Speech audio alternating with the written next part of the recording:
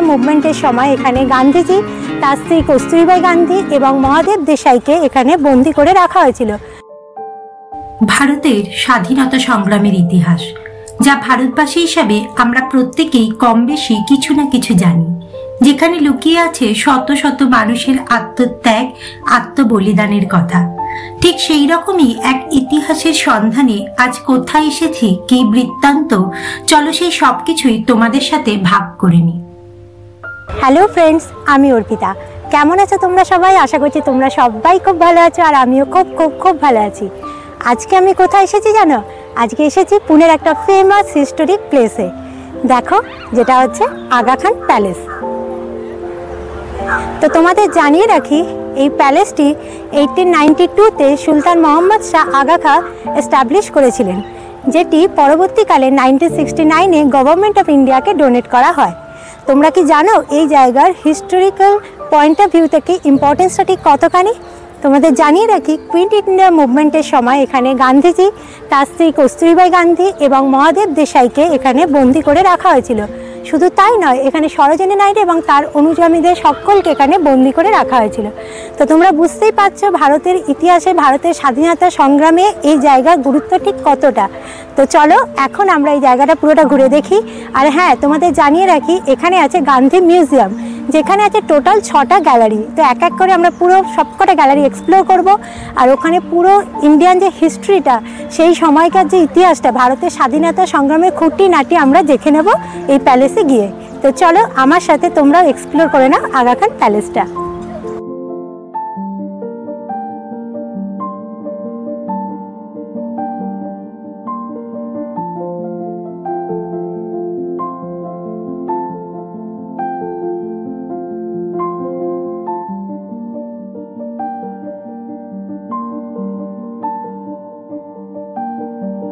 প্রথমেই চলো যাওয়া যাক গান্ধী মিউজিয়ামের দিকে আর ঘুরে দেখি সেই 6টি গ্যালারি।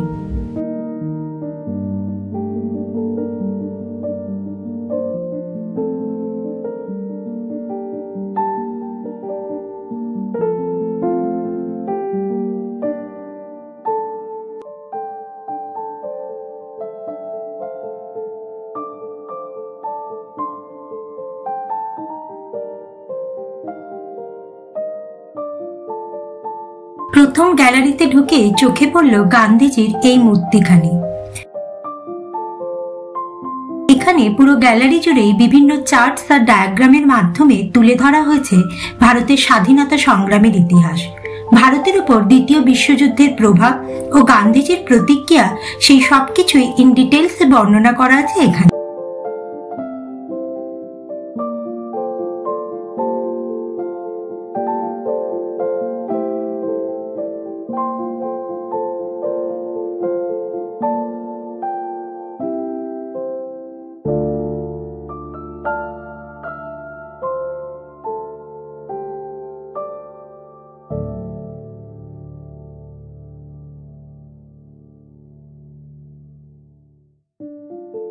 চলো এবার যাই নেক্সট গ্যালারির দিকে।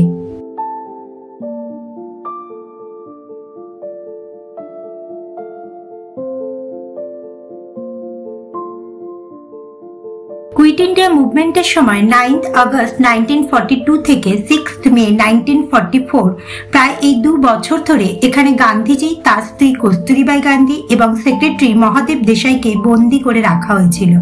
আর এই গ্যালারিতে সেই ইতিহাসই ডিপিক্ট করা আছে।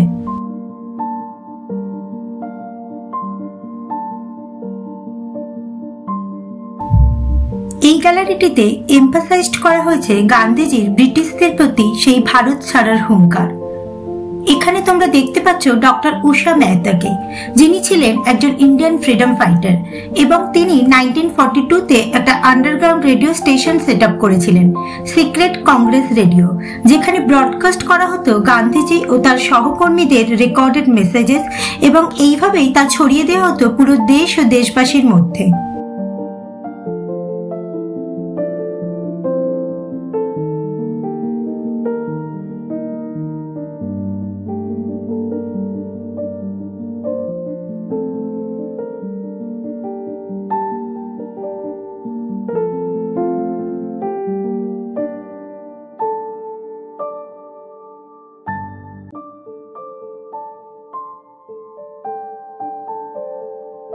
এই গ্যালারিটিতে রাখা আছে মহাত্মা গান্ধী এবং তার স্ত্রীর ইন্টারমেন্ট পিরিয়ডে ব্যবহৃত যাবতীয় জিনিসপত্র।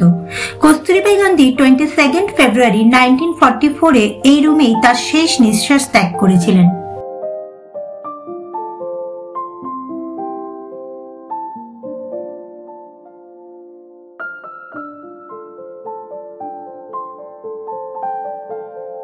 তো এক এক করে আমরা প্রায় সবকটা গ্যালারি ঘুরে দেখছি। তোমাদের জানিয়ে রাখি 2003 সালে আর্কিওলজিক্যাল সার্ভে অফ ইন্ডিয়া এই আগা খান প্যালেসটিকে মনুমেন্ট অব ন্যাশনাল ইম্পর্টেন্সের স্বীকৃতি দিয়েছে।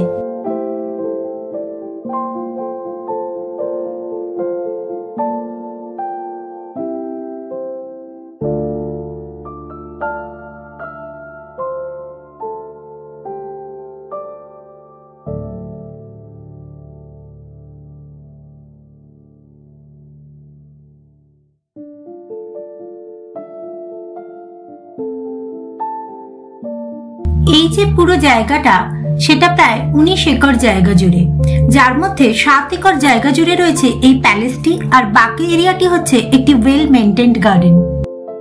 এবার গ্যালারি থেকে বেরিয়ে আমরা যাই আর চারপাশের পরিবেশটা একটু ঘুরে দেখি।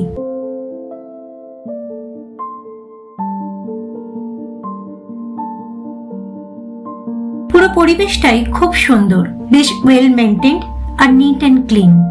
খুবই সুন্দর পরিবেশ এখানে।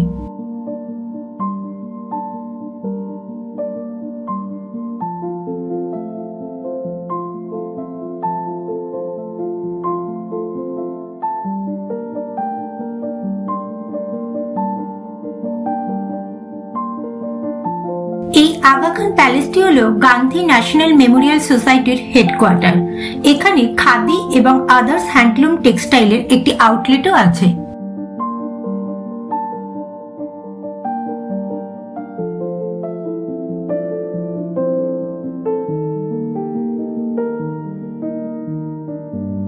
চলো এখন আমরা যাই সমাধি এরিয়ার দিকে, যেখানে রয়েছে কস্তুরবাই গান্ধী এবং গান্ধীজির সেক্রেটারি মহাদেব দেশাইয়ের সমাধি।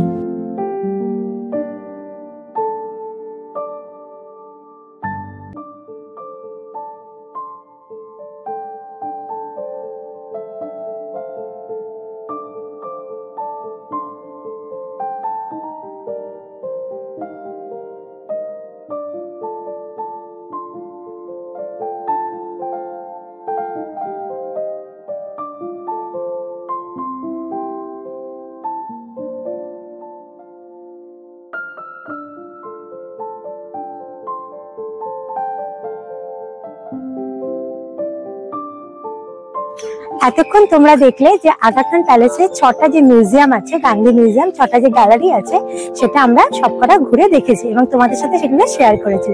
এবার যে এরিয়াটাতে এখন আমরা আছি সেটা হচ্ছে সমাধি এরিয়া। কারণ এখানে গান্ধীজির স্ত্রী কস্তুরবাই গান্ধী এবং তার সেক্রেটারি মহাদেব দেশাই তাদের ক্যাপটিভেটেড পিরিয়ডের সময় দেহত্যাগ করেছিলেন এবং তারা মারা যাবার পর তাদের সমাধি এই জায়গাতে করা হয়। এবং আরেকটা জিনিস হচ্ছে, মহাত্মা গান্ধী যখন মারা গিয়েছিলেন, তিনি মারা যাবার পর তার অ্যাসেসের কিছু অংশ এখানে তার স্ত্রীর সমাধির পাশে রেখে নতুন করে সমাধি করা হয়। তো চলো আমরা এবার এই জায়গাটা পুরোটা ঘুরে দেখে নিই।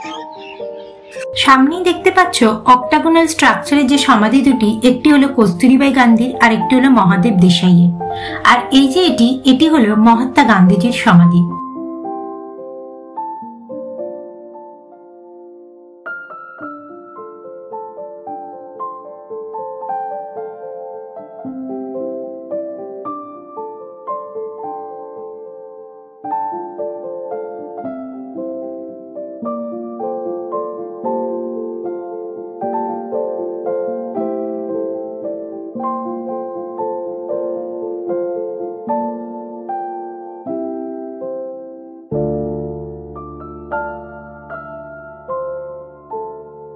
তো তোমরা দেখলে পুরো আগা খান প্যালেসটা ঘোরা হয়ে গেল।